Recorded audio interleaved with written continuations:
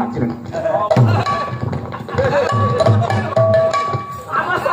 ଚାକିରି ସାକୁ ଛାଡ଼ି ତୋ କିଣା ଚାକର ହେରି ଶ୍ରୀହରି ହେ ଚଞ୍ଚଳା କାନ୍ତ ତମେ ଚାହିଁଗଲି ଖୋଲି। ବନ୍ଧୁ ଗାୟକ ରତ୍ନ ପ୍ରଭାତ ସାହୁ 4 ବର୍ଷ ହେଇଗଲା ଆମ ମାନଙ୍କ ଗହନରୁ ଯାଇ ବ୍ରଜଧାମରେ ମା ଶାରଳା କୂଳରେ ଅଛି। ଏଭଳିଆ ବରପୁତ୍ର କେତେ ସହରାତି ପାଲା ଗାଇଛୁ କହିହବନି, କେତେ ବାଦ ବିବାଦ କେତେ ସୋଦାସୁଦି ହେଇଛୁ କହିହବନି। ଆପଣ ମାନଙ୍କୁ ଟିକେ ସୁଖୀ ଦେବା ପାଇଁ, ଆପଣ ମାନଙ୍କୁ ଟିକେ ହସେଇବା ପାଇଁ ଆମେ ନିଜ ନିଜ ଭିତରେ କେତେ ଅଭିନୟ ଭାବରେ କେତେ କୁଶ୍ଚିତ କଥା ମଧ୍ୟ ହେଇଛି। କିନ୍ତୁ ଗାଧେଇ ଗଲା ବେଳେ ଭାଇନା ନ ଗାଧେଇ ଗଲେ ଗାଧେଇବନି କି ନ ଖାଇଲେ ସେ ମୁଁ ଖାଇବିନି। ଚାକିରି ସାକୁ ଛାଡ଼ି ତୋ କିଣା ଚାକର ହେରି ଶ୍ରୀହରି ହେ ଚଞ୍ଚଳା କାନ୍ତ ତମେ ଚାହିଁଗଲି ଖୋଲି ହେ ଚଞ୍ଚଳା କାନ୍ତ। ପାଲାକୁ ସ୍ୱତନ୍ତ୍ର କର। ବନମାଳୀ ଭାଇନା ଭଲ ଗାଆନ୍ତି, ଓଡ଼ିଶୀ ଗାଆନ୍ତି, ମୁଁ ତାଙ୍କୁ ଦେଖିବି, ତାଙ୍କଠାରୁ ଶିକ୍ଷା ନେବି, କିନ୍ତୁ କପି କରିବିନି। ଆଜିକାଲି ପାଲା ଗାୟକ ଭାଇକା ମାନେ ମୋର ଭାଇ ଭଉଣୀ ମାନେ କେତେକ ଅଛ ମତେ ଖରାପ ଭାବିବନି, କେହି କାହାକୁ କପି କରନି। ଶଚିଦାସ ଏମିତି ଗାଇଲା ମୁଁ ଗାଇବି, ହବନି। ନୃସିଂହତା ଚମ୍ପକ ବର୍ଣ୍ଣା ଗାଇଲା ସେମିତି ଗାଇବି। ସେ ଗୋଟେ ନାଚ ଗୀତ କଲା, ଆଜିକାଲି ସବୁ ଗାୟକ ମାନେ କଣ ଏମିତି ନାଚିବେ?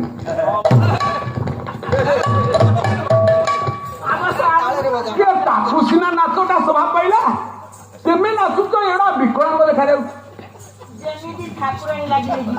କପି କଲା ଭଳିଆ ଆଉଛି। ତେଣୁ କେହି କାହାକୁ କପି ନ କରି ପାଲାର ଉଦ୍ରେକ ଉଦୟ ନିଜର ସ୍ୱତନ୍ତ୍ରତା ବିକାଶ ଗୁଣ ଗୁରୁଙ୍କ ପାଖରୁ କିଛି ପାଉଛି, ଯାହାକି ସବୁ ଗାୟକଙ୍କ ଠାରୁ ଆପଣଙ୍କର ଗୋଟିଏ କିଛି କ୍ୱାଲିଟି ରହିବ। ଆଉ ସେ ଏମିତି ଗାଇଲା ମୁଁ ଏମିତି ଗାଇବି, ସେ ଏମିତି ପାଥେଟିକ୍ ଗଲା ମୁଁ ସେମିତି ପାଟି, ସେଇଟା ବିଭଙ୍ଗ କପି ପାଲା ହେଇଯାଉଛି। ମୁଁ ଦେଖିନି ବହୁତ ପୁଅ ଝିଅ ଏ ମିଡିଆରେ ଦେଖୁଛି, ସେ ସବୁ କେତେ ଜଣ ଗାୟକୁ ଫଲୋ କରୁଛନ୍ତି, କାହିଁ ମିଶୁନି। ଜଣେ ପାଠ ପଢିକି ସାଧନା କରି ପାସ୍ କରିବା, ଆଉ ଜଣେ କପି କରି କାହାଠୁ ଲେଖିଦବ। ଆମ ଗାଁରେ ଗୋଟେ ପିଲା କପି କଲା ଯେ କପି କରୁ କରୁ ସେ ପେପରରେ ଲେଖିଦେଲା, ଟେଷ୍ଟ ପେପର ନେଇଛି, ସେ ଟେଷ୍ଟ ପେପରରେ ଲେଖା ହେଇଛି 33 ନମ୍ବର ପୃଷ୍ଠା ଦେଖନ୍ତୁ, ସେ ଲେଖିଦେଲା 33 ପୃଷ୍ଠା ଦେଖନ୍ତୁ। ଏ ନିରୀକ୍ଷକ ଦେଖିବ 33 ପୃଷ୍ଠା। ତେଣୁ କପି କରିକି କରିପାଇଲେ ହବ ନା। ଗୁଣଗ୍ରାହୀ କି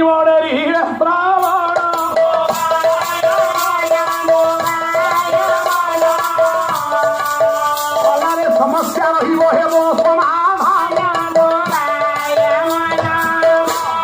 ସମସ୍ୟା ସୃଷ୍ଟି ହଉଥିବ, ସମାଧାନରେ ସୃଷ୍ଟି ହଉଥିବ। ଦ୍ରୌପଦୀ ଡାକିଲା, ପ୍ରଭାତ ସାହୁ ଯାଉଥିଲା, ଆଖିରୁ ଲୋତକ ଖସି ପଡିବ, ଗଛ ପତ୍ର ଲତା କାନ୍ଦିବ। ଭାସିଲି ଭବ ବୁଡ଼ିଲି ଚିନ୍ତା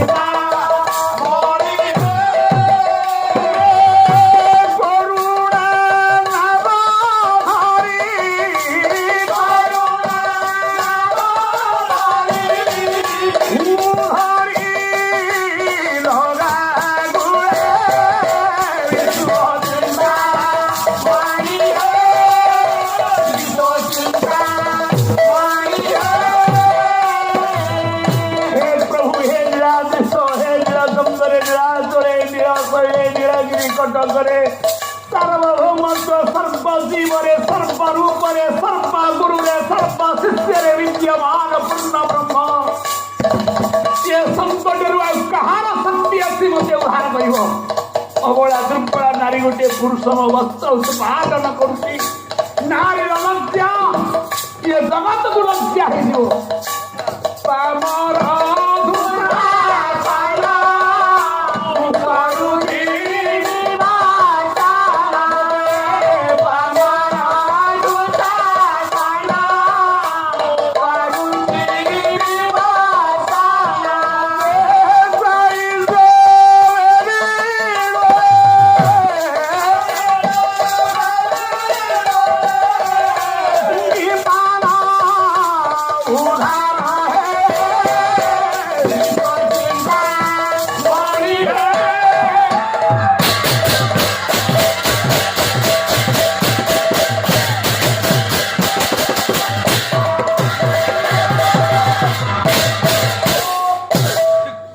ତମେ ପରା ଗୁଡା କେଶନ ତବାନଘ ଭଗବତ ଗୀତା କହିଲେ ସମସ୍ତଙ୍କର ବିଶ୍ରାମ ଅଛି ଜଗନ୍ନାଥ ପ୍ରଭୁ ତମର ବିଶ୍ରାମ ନାହିଁ ସମସ୍ତଙ୍କ ଆଖି ପଲକ ପଡୁଛି ତମର ପଲକ ପଡେ ନା ଏବଂ ମୁକ୍ତା ହୃଷିକେଶନ ଗୁଡା କେଶନ ତବାନଘ ସେ ନୟର ଭୟର ମଧ୍ୟ ସ୍ଥାପିତ ରଥ ତମେ ଏ ଜଗତରେ ଯଦି ଜଣେ କିଏ ନିଦ୍ରା ନ ଯାଉଥାଏ ପୁରୀ ଜଗନ୍ନାଥ ମନ୍ଦିରରେ ଘଣ୍ଟି ବାଜିବାକୁ ଦରକାର ନାହିଁ ଯୋଉ ଘଣ୍ଟି ଟଙ୍ଗା ହେଇଛି ହାତ ପାଇବନି ଆଉ ଯେତେ ମନ୍ଦିର ଅଛି ପୃଥିବୀରେ ଘଣ୍ଟି ଅଛି ଶିବ ମନ୍ଦିର ଯିବେ ଘଣ୍ଟିଟା ବଜେଇବେ କାହିଁକି ନା ଶିବ ଯୋଗ ନିଦ୍ରାରେ ଥିବେ ପାର୍ବତୀ ମନ୍ଦିର ଯିବେ ଘଣ୍ଟି ବଜେଇବେ ଭକ୍ତର ଆବେଦନ ଶୁଣିବା ପାଇଁ ନିଦ ଭାଙ୍ଗିଲେ ଠାକୁରାଣୀ ଶୁଣିବେ କିନ୍ତୁ ଜଣଙ୍କର ଘଣ୍ଟି ନାହିଁ କାଢି ନାହିଁ ଯେ ସବୁବେଳେ ଭଗତ ବତ୍ସଳ ପ୍ରତି ଭକ୍ତର ପ୍ରତ୍ୟେକ ସଙ୍କଟ ପ୍ରତ୍ୟେକ ବିପଦ ପାଇଁ ପ୍ରତି ମୁହୂର୍ତ୍ତରେ ଯିଏ ସଦା ଅଛି ଏ ଆମର ଦୁଶାସନ କଣ କରୁଛି ପ୍ରଭୁ ଦେଖନି ଆଉ ଅପେକ୍ଷା ହେଲା କମ୍ପିଲା ସିଂହାସନ କମ୍ପିଲା ନିତ୍ୟ ବୈକୁଣ୍ଠ କମ୍ପିଲା ବୃନ୍ଦାବନ ଚାରି ଦିଗନ୍ଧ ହେଇଗଲା କଣ ହେଲା ଛାତ୍ରୀ ଉଦିଗୁ ଅସ୍ତ୍ରମାନ ବର୍ଷା ଆରମ୍ଭିଲା